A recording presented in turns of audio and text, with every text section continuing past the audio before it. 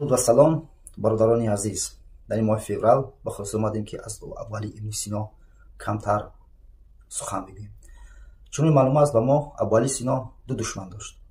یکم دشمنش این ترکان بودن که او بیچاره 7-8 شهر فارزبان را، یعنی شهرهای افغانستان ایران امروزه را تیز تیز عوض میکرد تا که جانش به سلامت برد. و دوم دشمنی او افراطگری ها، فناتیک های دینی بودند. چون در یکی از کتابهاش او جهان را به 4 تقسیم میکند. یعنی 2000 سال پیش از حضرت عیسی موسی تولد شد، 2000 سال پیش تا نوح بود و 2000 سال پیش تا حضرت آدم و بعد از حضرت عیسی 4 ماه. و بعدی که علمش زیادتر می شود از این گفتگی ها را رد میکنه، میگه که دنیای ما بسیار هزار ساله ها و به طوری روزه بگیریم میلیون ساله هاست و این سخنش به ضد قانون شریعت می شود و او را زندان میکنند. و من میخواستم از اینترنت یک چند موتیواسیون به زبان تاجیکی یا که هوسمند کننده، سخنهایی که هوسمند میکنند یا که انگیزه اندازن سخناش به شما بگویم. مردم جهان دو گروه هستند: هوشمندان بدین و دینداران بدون هوشمندی. هیچ چیز در دنیا اتفاقی نیست. موسیقی صدای خداست. زندگی شما زمانی بهتر می شود که خودتان بهتر شوید.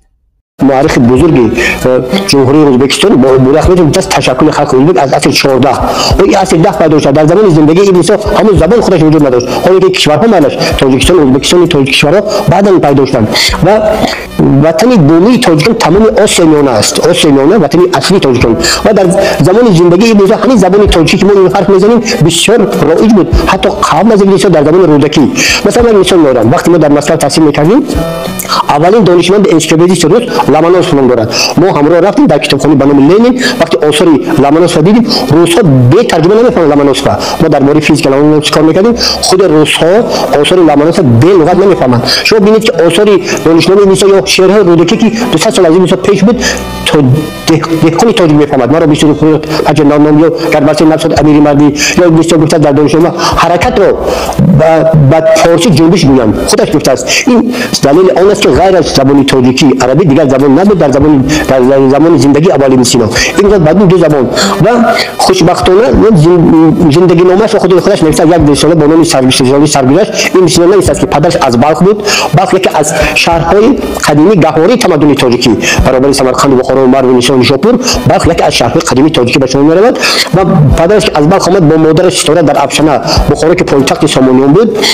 در افشنه با استاره ازدواج می‌کند و بعد از در وقت 6 سالگی ابن سینا از افشنه به بخارا می‌کوچند. برادر خودش 1 ساله بود، ابن سینا 6 ساله، برادر محمود. این خود دهنش دلیل آن است که ابن سینا بغیر از زبان هویت ملی خودش و مجموع زبان علمی عربی تعریف داشت، دیگر به زبان ها نیست. یک فکر دیگر جالب است. من فکر می‌کنم که اگر ابن سینا یا بیرونی یا فارابی یا خوارزمی یا خیام بغیر از همه اینا هم به تاجیکی نوشتند هم به عربی، بیرونی هم درست به تاجیکی نوشتند، فارابی هم به زبان تاجیکی اثرها دارد و خود دانشمندان ترک اعتراف کردند که من آوردم در کتاب فارابی نام آوردم که اونها گفتن که فارابی سعود است، تاجیکان ترک نیست است. خودش گفتن و آمریکایی‌ها گفتن. درباره سینن باید گفت که اون منبع علمی نیست. مثلا کتابای ما در آمریکا چاپ شده علمی است که انا درباره ابن سینا بیرونی و خیام باید گفت که اگر دیگر نماینده یک قوم ملت اگر ابن همین دانشمندان ما یک اثر نه 456 یک صفحه نه یک جمله به زبان همون مدعیانی که از خود کردن یک جمله نوشتن، آنها در مخ بیرق می‌زدند. در مخ این به زبان مادری ما نوشته است. این خودش از هویت هر حرف زده است. هم ابن سینا، هم بیرونی، هم فارابی، ما خیام توصیل بعد از این خاطر باید گفت که متخصصان میدونند، در تمام کشورها میدونند، هم در ازبکستان هم در ترکیه در آمریکا میدونند و حتی در وینا پایتخت افسر در نزد سازمان ملل متحد 4 نفر بزرگان ما ابوبکر رازی، ابوعلی ابن سینا، ابوریحان بنی و عمر خیام